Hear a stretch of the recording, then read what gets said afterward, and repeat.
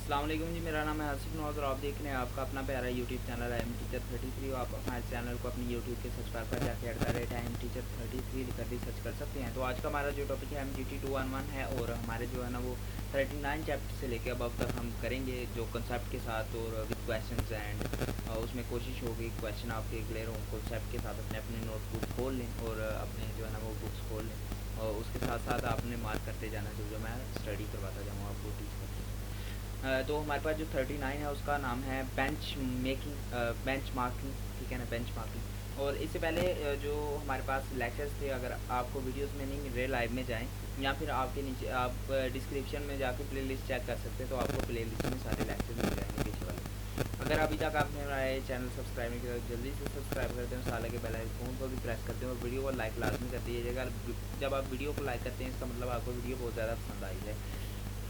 तो चलें जी, अपनी पहले जो है ना वो क्वेश्चन की तरफ चलते हैं। तो हमारे पास जो पहला क्वेश्चन है, कहता है what is benchmarking and how does it help organization approve their products. आपके पास बेंच मार्किंग है क्या और ये कैसे आप एक ऑर्गेनाइजेशन को हेल्प करती है कि वो अपने प्रोडक्ट्स को जो है ना वो इम्प्रूव करे। तो इसके आंसर की तरफ चलते हैं। तो हमारे पास जो बेंच मार्किंग है एक ऐसा प्रोसेस है जहाँ पर हमारे पास जो है ना वो कंपनी जो होता है अपने जितनी भी उसकी परफॉर्मेंस होती है ना उसको वैल्यूएट करती है और जो दूसरी कंपनीज होती हैं ना उनको उनकी परफॉर्मेंस को वैल्यूएट करती है और देखती है कि जो दोनों कंपनीज हैं उनका अमल क्या है, मतलब वो कैसे काम करती हैं और वो अपने प्रोडक्ट को किस तरह से मैनेज कर सकते हैं, किस तरह से और बेहतर बना सकते हैं।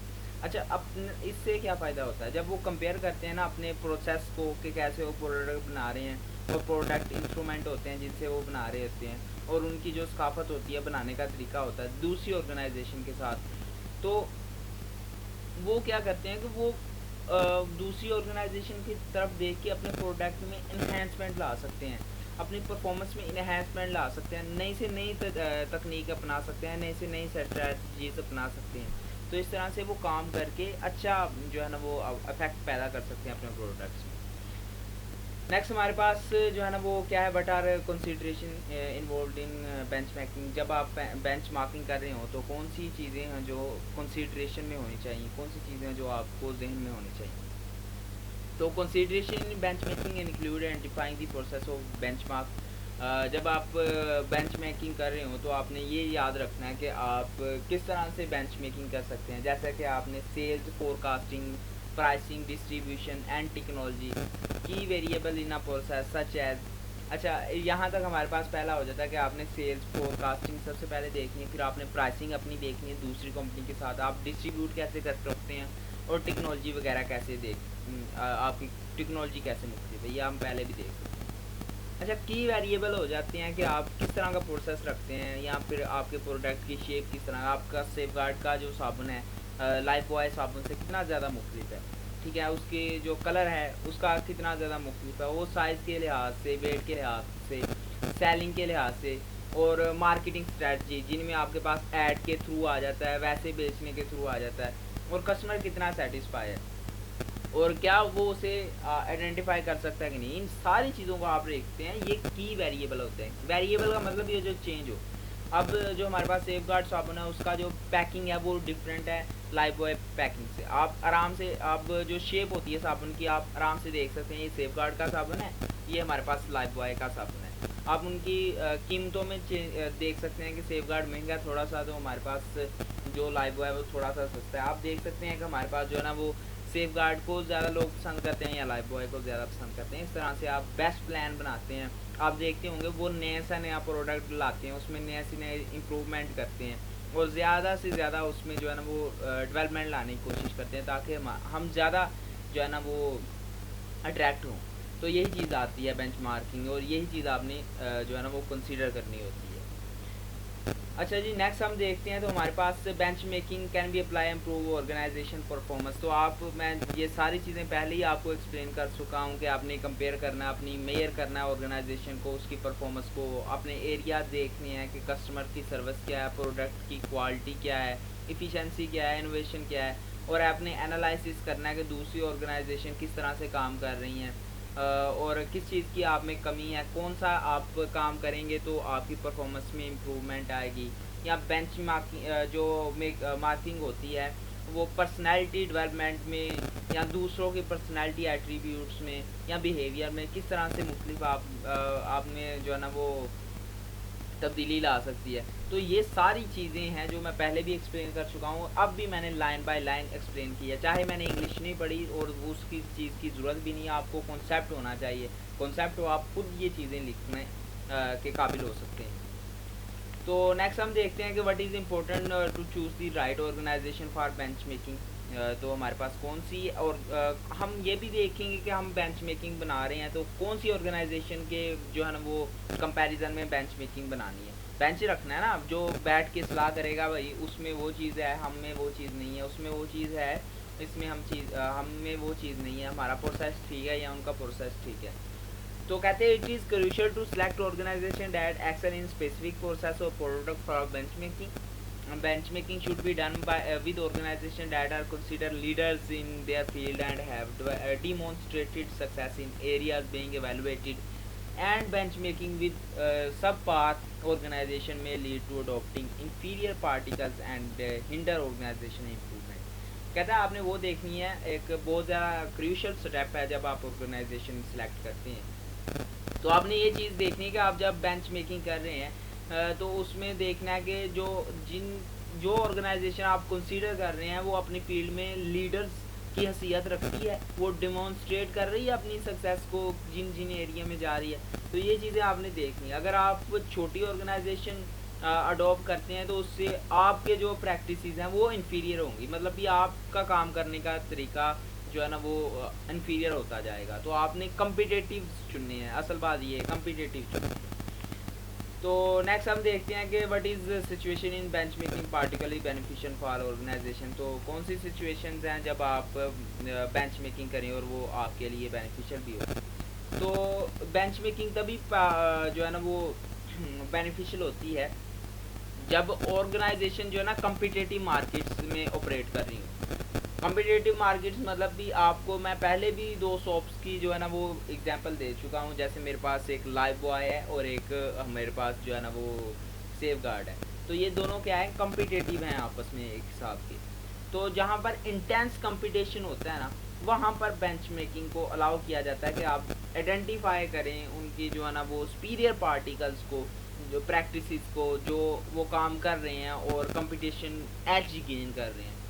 और इसके अलावा ये बहुत ज़्यादा यूज़फुल होती है कि आप अपने एम को इम्प्रूव करें और अपनी क्वालिटी को देखें, अपनी कस्टमर के सेटिस्फेक्शन को देखें और इफ़िशेंसी को देखें।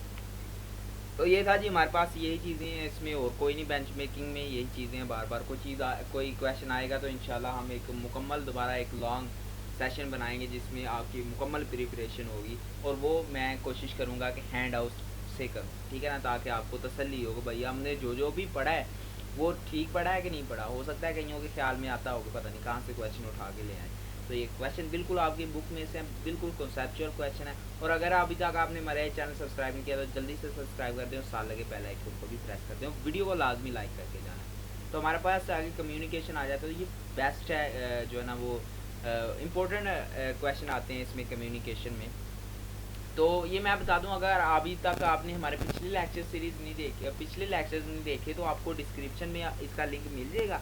या फिर आप ऐसा कर सकते हैं कि आप जाएं उधर, हमारे पास जो लाइव सेशन है, मैं लाइव सेशन किया करता था थोड़ी देर पहले, तो आप लाइव सेशन में जाएं, वहाँ पर आपको मिल जाएगी। तो व्हाट इज़ कम्युनिकेशन है, why it is often referred to as blood of the organization. कहता है कि हमारे पास कम्युनिकेशन है क्या और ये क्यों कही जाती है कि ये ब्लड है किसी भी ऑर्गेनाइजेशन का। तो आप कम्युनिकेशन के बारे में पहले भी जान चुके हैं कि कम्युनिकेशन एक ऐसा प्रोसेस है जिसमें आपने अपनी इंफॉर्मेशन को एक प्लेस से दूसरी प्लेस तक, या एक पर्सन से दूसरे पर्सन तक, या एक ऑर्गेनाइजेशन से दूसरी ऑर्गेनाइजेशन तक अपनी बात पहुंचानी है, कोई भी बात पहुंचानी है, कोई भी इंफॉर्मेशन पहुंचानी है, तो उसे कम्युनिकेशन का नाम देते हैं, कम्युनिकेट करना। तो ये ब्लड क्यों समझा जाता है, तो ब्लड इसके लिए समझा जाता है क्योंकि ये बहुत ही ज़्यादा अहम किरदार अदा करता है कि आप फैसिलिटेट करें अपने आइडियाज़ को, इंफॉर्मेशन को, और फीडबैक लें ऑर्गेनाइजेशन में रहते हुए। मतलब यही है कि आप जब कम्युनिकेट करेंगे लोगों से तो आपको पता चलेगा ना कि हमारे प्रोडक्ट में क्या कमी है, या कम्युनिकेट करके ही उनको बता सकेंगे इनका हम आपको क्या दे रहे हैं, या फिर हमारे पास क्या क्या चीज़ है, क्या हम स्पेशलिटी रखते हैं। तो चलें जी, describe upward communication and provide an example. तो आपने अपवर्ड कम्युनिकेशन के बारे में बताना है और इसकी एग्जांपल भी देनी है। तो as the flow of communication from bottom level of the organization to top level. अगर आप एक ऑर्गेनाइजेशन में काम कर रहे हैं और उसके लोअर तबके से लेकर आप हायर तबके तक जो है कम्युनिकेट करते हैं, तो उसे अपवर्ड का नाम देते हैं। जैसा कि आप व्हेन एम्प्लॉयज और superiors community with their manager और टॉप लेवल मैनेजमेंट इन दी ऑर्गेनाइजेशन। यही है कि आप जब कम्युनिकेट कर रहे होते हैं, वही चीज़ मैंने जो आपको बताई कि छोटे तबके के लोग, जो छोटे एम्प्लॉयज़ होते हैं, वो बड़ों में बैठ के उनकी बातें सुनते हैं या उनको मशवरा वगैरह देते हैं, तो वो कम्युनिकेट करते हैं उनके साथ। तो वो हमारे पास होता है अपवर्ड कम्युनिकेशन। तो नेक्स्ट हमारे पास आपने बताना है कि हमारे पास वर्बल और नॉन वर्बल कम्युनिकेशन क्या है और उनमें क्या एग्जांपल है। तो आप इंग्लिश 201 में वर्बल और नॉन वर्बल के बारे में अच्छी तरह से पढ़ के आए हैं, फिर भी मैं आपको इसका आंसर दे देता हूँ। तो वर्बल कम्युनिकेशन क्या है, जो जिसमें हम स्पोकन करते हैं written words to convey message. जो रिटन वर्ड होते हैं उनको हम बोल के कन्वे करते हैं message. For example communication face to face, conservation, return memos, ठीक है ना। On the other hand non verbal communication involve signals, gesture, appearance, colours, sound, smell, touch and body language. For example the colour red on traffic light stop and body language like beating nails में be indicate discomfort. तो verbal वही है कि आप कोई लिखी हुई मीमोज को दूसरों के साथ पढ़ के सुनाते हैं या एक दूसरे के साथ बोल के बात करते हैं। और नॉन वर्बल वो है जिसमें आप बस सिग्नल्स देते हैं। जैसे कि आप कहें कि अब मेरी बात अगर आपको समझ आ रही है और मज़ा आ रहा है, तो आप बड़े एक्साइटमेंट में इस तरह चुस्त होकर बैठेंगे। और अगर मेरी बात नहीं सही लग रही तो आपको जुआइयाँ ही आएंगी, यानी वासियाँ ही आएंगी। पंजाबी विच कहते ने वासियाँ आएंगियाँ, तो वही चीज़ आपको आएगी। तो आप बोल नहीं रहे लेकिन आप एक्सप्रेशन शो कर रहे हैं। तो नॉन वर्बल वो चीज़ होती है जिसमें आप बोले बगैर कोई एक्सप्रेशन देते हैं, और वर्बल वो होती है जो आप बोल के बात करते हैं, कम्युनिकेट करते हैं। तो what are the roles of sender and the receiver in communication process. तो जाहिर सी बात है, सेंडर वो है जिसने आपको कोई बात मैसेज कन्वे करना है, और रिसीवर वो है जिसने आपका मैसेज लेना है या डी कोड करना है या उसे रिसीव करना है। तो यही चीज़ इसमें होती है। तो नेक्स्ट हम देखते हैं कि जो नॉन वर्बल कम्युनिकेशन है, अंडरस्टैंडिंग सिचुएशन एंड इंटरेक्शन। तो हमारे पास जो नॉन वर्बल कम्युनिकेशन है वो किस तरह एक अहम रोल अदा करती है कि आप अंडरस्टैंड करें सिचुएशन को, और जो है ना वो इंटरेक्शन को। जाहिर सी बात है, जो नॉन वर्बल है वो अपीयरेंस पर डिपेंड करती है, कलर्स पर डिपेंड करती है और बॉडी लैंग्वेज पर डिपेंड करती है। फ़र्ज़ करें कि एक बंदा है, उसका मूड अच्छा नहीं है, तो वो किस तरह से जो है ना वो रिएक्ट करेगा। हो सकता है कि आपकी जो साइलेंस हो, यानी आप खामोश हों, इसका मतलब आप नाराज़ हैं। हो सकता है कि अगर रेड कलर आपके पास रेड लाइट है, उसका मतलब स्टॉप हो जाओ। तो इस तरह से बहुत सारे मैसेजेस कन्वे होते हैं। आगे जी हमारे पास 41 वाला आ जाता है जिसका नाम है नॉन वर्बल कम्युनिकेशन। तो नॉन वर्बल कम्युनिकेशन पर पूरा एक टॉपिक है और इस पर हम पहले भी बहुत अच्छे से बहस कर चुके हैं, तो मुझे नहीं ज़्यादा लगता कि हमें ज़्यादा इस पर बहस करने की ज़रूरत होगी। तो यही है कि नॉन वर्बल कम्युनिकेशन जो होता है वो मैसेज को ट्रांसमिट करना है। आपने किस तरह से ट्रांसमिट करना है, आपने बॉडी लैंग्वेज से, अपने गेस्चर से, अपनी अपीयरेंस से, कलर से और साइलेंस से, बगैर कोई लफ्ज़ बोले, ठीक है ना। तो ये किस तरह से interpersonal interaction as it can weigh emotions, attitude, intention. ये आपके इमोशन को बयान करता है, एटीट्यूड को बयान करता है और इंटेंशन को बयान करता है। तो बॉडी लैंग्वेज जो नॉन वर्बल अक्सर जो है ना वो क्यों देते हैं कि आप फीलिंग क्या कर रहे हैं, आप क्या सोच रहे हैं, इस तरह से। जैसे आपकी बॉडी लैंग्वेज है, आप सर पे हाथ रख के इस तरह से करना शुरू कर दें, आपने बोला तो नहीं है लेकिन पता चल रहा है कि आप कुछ सोच रहे हैं। तो इस तरह से आप कन्वे कर रहे हैं मैसेज मुझे।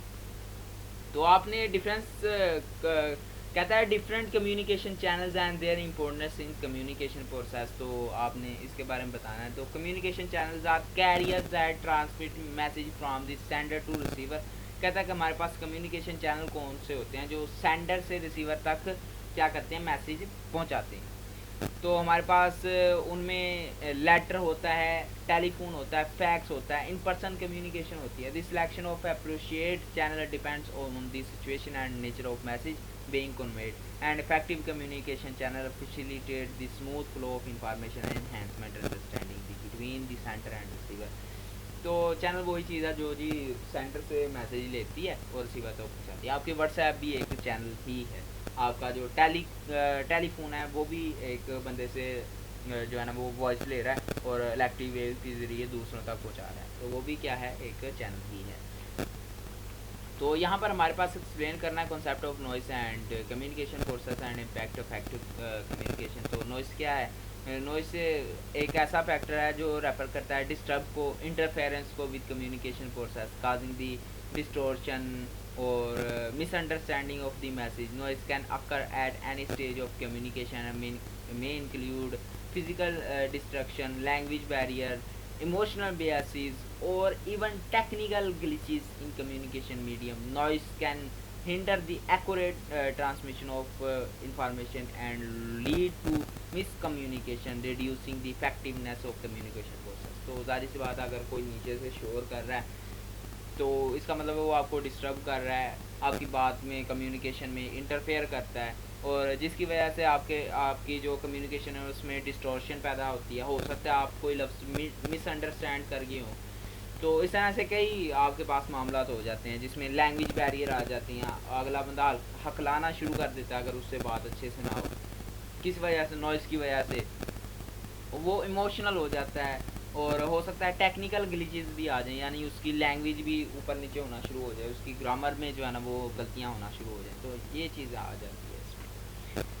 तो आगे हमारे पास डिफ्रेंशिएट करना है a letter and memorandum in terms of their purpose and target audience. तो आपने लेटर के बारे में बात करना है और मेमोरेंडम के बारे में बात करना है। तो letter is written for communication outside the organization, addressing external parties such as customers, suppliers of the other organization. On the other hand, memorandum memo is used for communication within communication, usually among employees or departments. Memo typically used in formal language and are designed to convey information quickly and efficiently among internal stakeholders। तो इसमें क्या कहता है कि letter आप बाहर लोगों से जो है ना वो एक्सटर्नली तौर पर जो रब्ता करने के लिए लेटर का इस्तेमाल करते हैं। वो मेमोरेंडम यानी आप जिसे मीमो का नाम देते हैं, वो अंदर जो बैठे होते हैं उनको। और मीमो की एक ख़ास बात ये है कि वो सीधा होना चाहिए, क्विक इन्फॉर्मेशन देना होना चाहिए, एफिशिएंट होना चाहिए। तो ये जी हम आगे अपने नेक्स्ट क्वेश्चन की तरफ चलते हैं। कहता है discuss the significance of informal यानी IS system, information system in organization, role important of information manager. तो IS is crucial organization as it gather, organize and distribute information in a format that aids decision making process. कहता है कि हमारे पास IS यानी एक जो information system है वो ऑर्गेनाइजेशन में बहुत ज़्यादा अहम किरदार अदा करता है। ये गैदर करता है, इंफॉर्मेशन लेता है, उसको ऑर्गेनाइज करके रखता है और उसको फिर डिस्ट्रीब्यूट करता है जिस फॉर्मेट में आपने देना होता है, जिससे आप आराम से डिसीजन मेकिंग प्रोसेस कर सकते हैं। तो अगर आप बहुत ज़्यादा यूज़ कर रहे हैं, फ्रीक्वेंट यूज़ कर रहे हैं इंफॉर्मेशन का, नई टेक्नोलॉजी का, कम्युनिकेशन डिवाइसेस का, तो IS जो है ना वो बहुत ज़्यादा अहम किरदार अदा करती है। वो स्ट्रीमलाइन डाटा देती है, फ्लो के साथ डाटा देती है, कम्युनिकेट करती है, और जल्द आप उसमें से डाटा निकाल सकते हैं और इफ़िशेंट जो इंफॉर्मेशन होती है उसे एक्सचेंज कर सकते हैं। तो हमारे पास आगे जो आता है वो इंफॉर्मेशन मैनेजर आ जाता है, जिसे आप IM का नाम भी देते हैं। तो वो बहुत ज़्यादा रिस्पॉन्सिबल होता है किस चीज़ के लिए, अगर उसने डाटा गैदर करना है और जितनी भी इंफॉर्मेशन है उसे ऑर्गेनाइज करना है और इंश्योर करना है कि वो जो है ना प्रॉपर तरीके से डिस्ट्रीब्यूट करे। तो ये चीज़ होती है जिसमें हमारे पास इंफॉर्मेशन जो है ना वो, क्योंकि इंफॉर्मेशन जो है बहुत ज़्यादा अहम होती है किसी भी कंपनी के लिए। तो ये दो चीज़ें होती हैं, इंफॉर्मेशन सिस्टम और इंफॉर्मेशन मैनेजर, ठीक है ना। इंफॉर्मेशन सिस्टम में जिसमें सारी चीज़ें रखी जाती हैं और इंफॉर्मेशन मैनेजर जो इंफॉर्मेशन को मैनेज करता है, ठीक है। आगे जी हमारे पास 42 आ जाता है और 42 हमारे पास ये लास्ट होगा और उसके बाद 43 से लेकर 45 तक इंशाल्लाह कोशिश करेंगे और हमारी ये मुकम्मल हो जाएगी। तो अगर अभी तक आपने ये वीडियो को लाइक नहीं है तो जल्दी से लाइक कर दें और साथ लगे बेल आइकन को भी प्रेस कर दें और सब्सक्राइब लाजमी कर देना भाई। मैं चाहता हूँ आप सब्सक्राइब करें और अभी करें और साथ साथ इसको जल्दी से टर्न करके प्रेस करें और सब्सक्राइब लाजमी करें, जल्दी करें। अगर नहीं किया तो जल्दी करें और अगर कर लिया तो दूसरों को भी कहें जल्दी करें। तो इसका application of information system organization, तो इसकी तरफ चलते हैं। तो हमारे पास कहता है why does application of information system organize lead to leaner operation and increase flexibility. तो एप्लीकेशन जो होती हैं इंफॉर्मेशन सिस्टम में किसी भी ऑर्गेनाइजेशन में वो लीनर ऑपरेशन में ले जाती हैं और फ्लेक्सिबिलिटी को बढ़ा देती हैं। तो एप्लीकेशन इंफॉर्मेशन सिस्टम ऑर्गेनाइजेशन और streamline process and efficient resource utilization resulting in leaner operation through electronic network and communication channels. Business can offer greater variety and faster delivery cycles, achieving mass customization where customized products are produced at high volume and low cost. तो इसमें क्या होता है कि application जो होती है information system की ऑर्गेनाइज करती है कि हमारे पास जो डाटा ना वो फ्लो से आए, ठीक है, जितना भी इंफॉर्मेशन है फ्लो से आए और जो एफिशिएंट उसके जो हमें जिन रिसोर्सेज की ज़रूरत है जब फ्लो से आएगा तो उनमें से हम आराम से यूटिलाइज कर सकते हैं। जो कि लीनर ऑपरेशन, लीनर जो एक ही लाइन में चले, लीनर ऑपरेशन का नाम कहलाता है। तो इलेक्ट्रॉनिक नेटवर्क के ज़रिए, कम्युनिकेशन चैनल के ज़रिए हम जो है ना वो बिज़नेस जो है ना वो ग्रेटर से ग्रेटर वैरायटी और फास्टर से फास्टर डिलीवरी साइकिल हासिल कर सकता है और बहुत ज़्यादा मास कस्टमाइजेशन हो जाती है और आप लो कॉस्ट में जो है ना वो बहुत सारा प्रोडक्ट या हाई वॉल्यूम कमाते हैं और बहुत सारा प्रोडक्ट बनाते हैं इन चीज़ों से। तो यहाँ पर हमारे पास what is role of enterprise resourcing planning ERP in organisation. हमारे पास ERP का क्या रोल है ऑर्गेनाइजेशन में और किस तरह से ये जो है ना वो असिस्ट करता है प्लानिंग रिसोर्सेज को। तो इसके आंसर की तरफ सबसे पहले चलते हैं।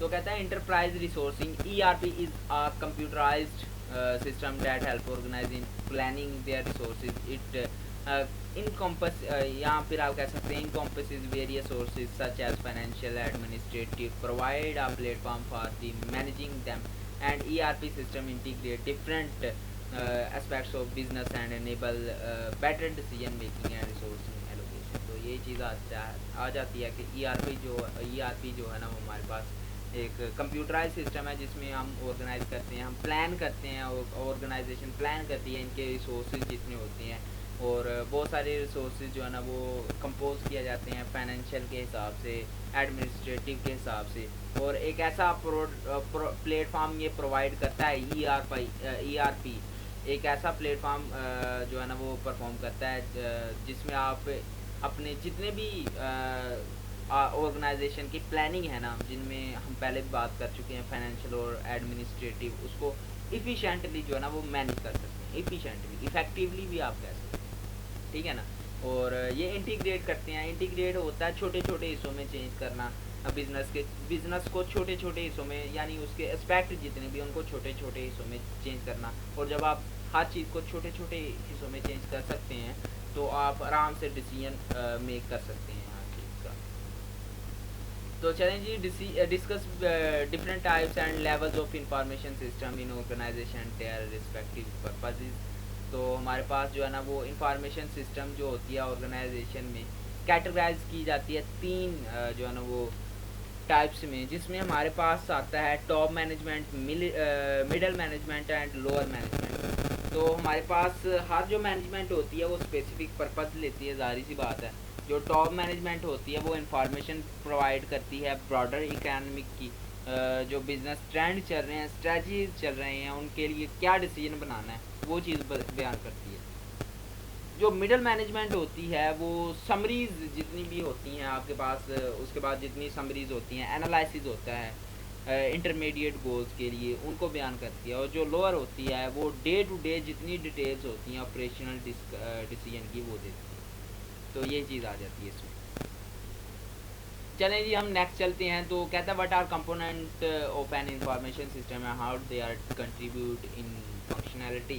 तो इंफॉर्मेशन सिस्टम IS जो हम जिसे कहते हैं comprises hardware, software, control, database, people and telecommunication. Hardware हमारे पास जो है ना वो कितनी कंपोनेंट में होता है, जिसमें सबसे पहले हार्डवेयर आ जाता है, सॉफ्टवेयर आ जाता है, और डेटाबेस आ जाता है, पीपल आ जाता है और टेलीकम्युनिकेशन आ जाता है। तो ये ऑलमोस्ट 5 बन रहे हैं, तो 5 हमारे पास कंपोनेंट हैं। हार्डवेयर के बारे में बात करते हैं तो हार्डवेयर इनपुट में और आउटपुट डिवाइसेस में जो है ना वो इंक्लूड होता है, एज वेल एज सेंट्रल, जिसे हम सीपीयू का नाम देते हैं डाटा प्रोसेसिंग के लिए। तो हमारे पास जो सॉफ्टवेयर होता है ना वो सिस्टम प्रोग्राम्स में जितनी भी एप्लीकेशन हम यूज़ करते हैं जो इंस्ट्रक्ट करती हैं कंप्यूटर को, उनमें होता है। फिर कंट्रोल इन अश्योर, कंट्रोल इन अश्योर करता है कि आप स्पेसिफिक गाइडलाइंस के अंदर जो है ना वो ऑपरेट कर रहे हैं अपने ऑपरेटिंग सिस्टम को। डेटाबेस क्या होता है, database store and organize information, और पीपल जो है उस सिस्टम को यूज़ करते हैं, और टेलीकम्युनिकेशन अपना जो डाटा होता है उसे शेयर करने में मदद देता है। तो नेक्स्ट हमारे पास जो है ना वो how does a management information MIS differ from the decision support system and an executive support system. तो आपने ये तीनों चीज़ें याद कर लेनी, इनकी हो सकता है डेफिनेशन भी आपको मिल जाए, तो आपने इन चीज़ों को याद कर लेना है। तो हमारे पास जो है मैनेजमेंट इंफॉर्मेशन सिस्टम, हमारे पास MIS जो है वो हेल्प करता है डिसीजन मेकिंग में बाय प्रोवाइडिंग रेलिवेंट इंफॉर्मेशन। इसमें सिर्फ रेलिवेंट इंफॉर्मेशन देती है। तो हमारे पास जो दूसरी तरफ डिसीजन सपोर्ट सिस्टम है, जिसे DSS का नाम देते हैं, वो स्टेप बाय स्टेप जाता है और मैनेजमेंट जो डिसीजन है उनको सपोर्ट करता है, एनालाइज करता है इंटरनल डाटा क्या है और एक्सटर्नल डाटा क्या है। हमारे पास एग्जीक्यूटिव जो सपोर्ट सिस्टम होता है ESS, वो इस तरह से डिज़ाइन किया जाता है कि जो टॉप लेवल की एग्जीक्यूटिव्स होती हैं ना, और वो वैलिड और एक्यूरेट और टाइम पर जो है ना वो इंफॉर्मेशन देता है, ताकि आप अच्छी तरह से डिसीजन मेक कर सकें बहुत ही बड़े लेवल पर, ठीक है ना। तो ये हमारे पास इसका था। तो ये था जी आज का हमारा लेक्चर। उम्मीद है आपको इस लेक्चर की समझ आई होगी, आपको पसंद भी आया होगा और मज़ा भी आया होगा। मिलते हैं अगली वीडियो में, तब तक के लिए।